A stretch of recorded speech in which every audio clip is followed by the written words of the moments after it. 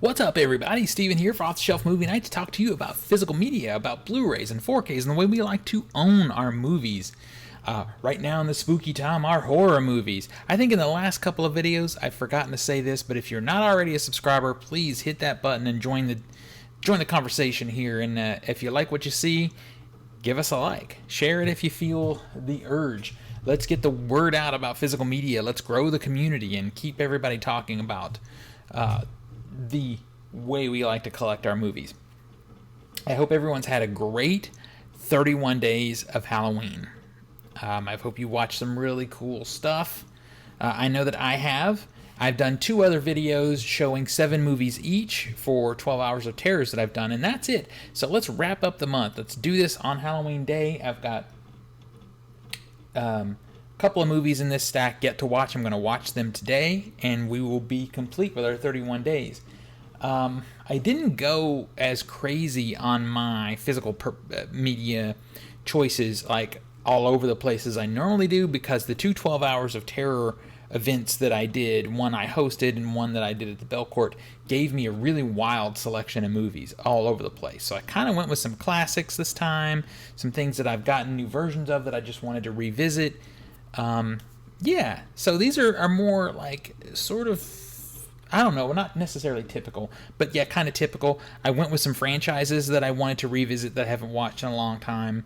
And so there we are. That's what I've done. So let's get through this. I'm going to go through this kind of quick. Not going to get into it too much. If you want to hear more about a certain movie, be sure and hit me up in the comments. Let's talk about this stuff. First up is The Entity. This is a Barbara Hershey film. She is tormented by ghosts. There's ghost rape in this movie, which freaked me out as a kid. Scream Factory edition. I love this movie. I revisit this one about once a year. Some people don't like it as much because it's a little bit on the slower side, but I love it. Is Hell Night. This has Reagan, of course, from The Exorcist, of course, college age now. Has one of the most iconic final moments in horror. If you haven't seen the movie, I bet you've seen the last shot of the movie. This was one that I hadn't seen before until I acquired this one, and it somehow slipped through the cracks, and I didn't get it in the first 2 weeks of the purchase like I normally do. Glad I watched it now. This is David Cronenberg's Shivers. This is some crazy-ass body horror. This is low budget for Cronenberg, though, so be ready for that. A bunch of crazy shit happens in an apartment building. All right, here's my first franchise I revisited. This is some real shit movie right here. These are a couple of really shit movies. I like them, though. They're in that era of Highlander and all that stuff, and that is the Warlock films. You know, we've got, oh man, I just drew a blank on his name. He Who Acts With His Hair. Right? So I watched the first one and the second one. Didn't watch the third one. Because why would you? That happens again in a second. Actually, it happens right now. Because the next franchise I chose to visit, last year I tried to watch, I think I watched all the Halloween movies. So this year I did that a little bit, but with smaller franchises. I went with this new Phantasm box set. I've got this is the booklet part of the Cube. Or not Cube, the Blu-ray Globe from Welgo. So I watched Phantasm 1. Yep. Watched Phantasm 2. Classics. Phantasm 3, not as much of a classic, but okay. And Phantasm 4. Now, Ravager, go fuck yourself. I did not watch that. I'm not going to watch that. I did have to go to the old school classic. You have to watch Halloween on Halloween. All right? Gonna look at that one today. That's one that I have to look at today. I just opened this one for you guys the other day, and that is the other one I'm going to look at.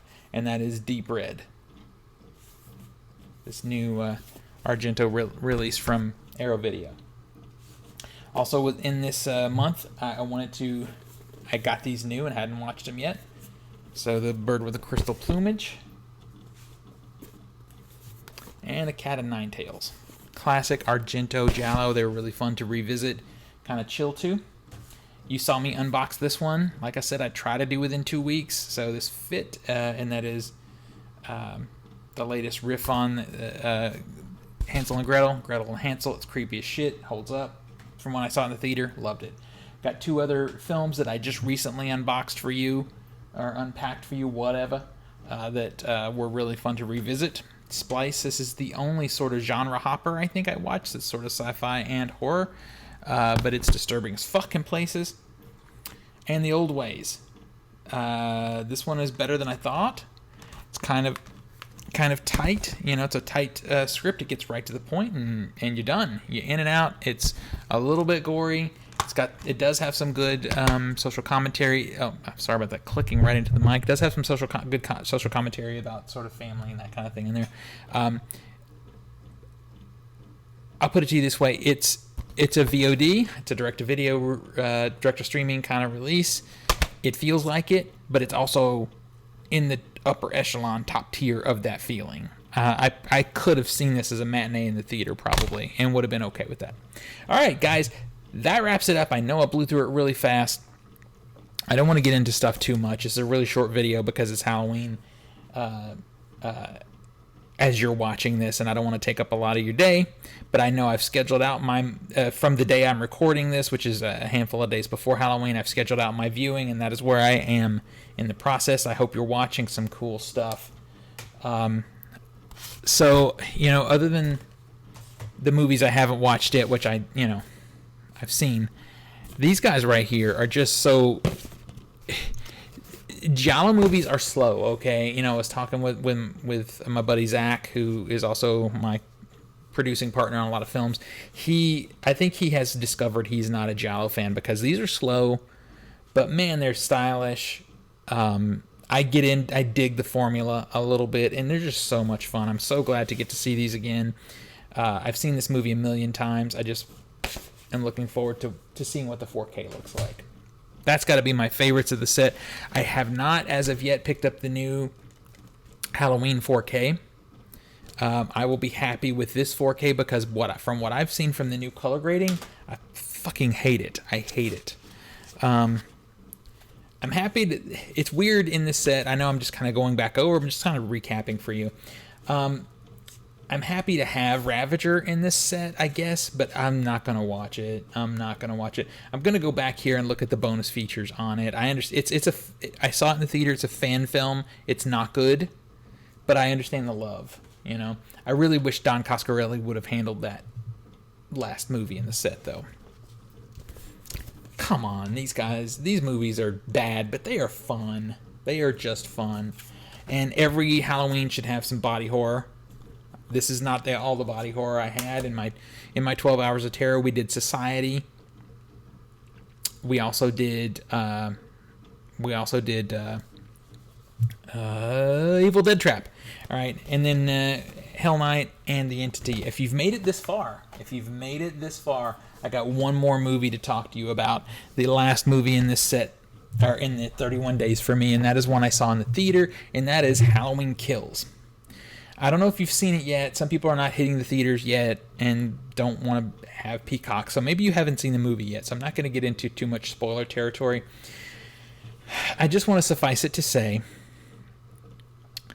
that I fucking hated this movie. I hated this movie. It's so bad. The script is awful. Jamie Lee Curtis is completely wasted in this movie. Now, the 2018 movie, I didn't like that one either. I appreciated the love that I felt from the filmmakers. Like, you can tell the filmmakers love the original film, and that love came through in their remake. But their remake felt just like a straight-up homage to the original, and not a film in and of itself. And it wasn't. It wasn't long-lasting like the original. It just wasn't good. This one is terrible.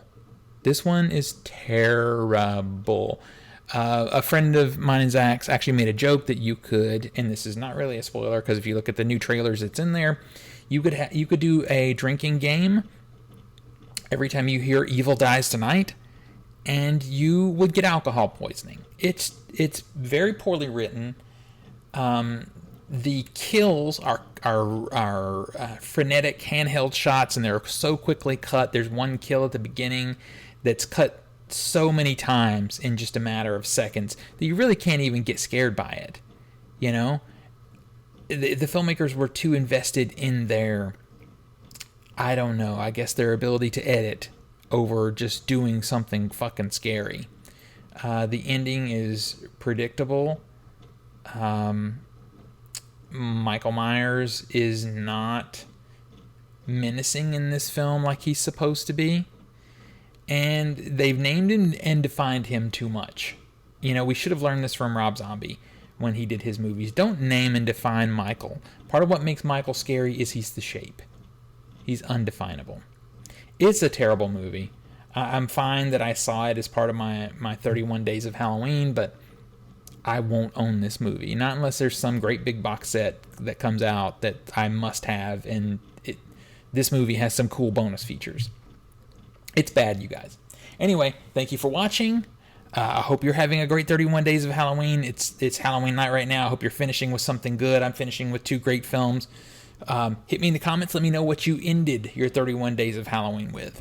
Until next we meet, pull something cool off the shelf, share it with your friends and family, and remind them why physical media is the best way to watch films and TV. I'll see you guys on the next one.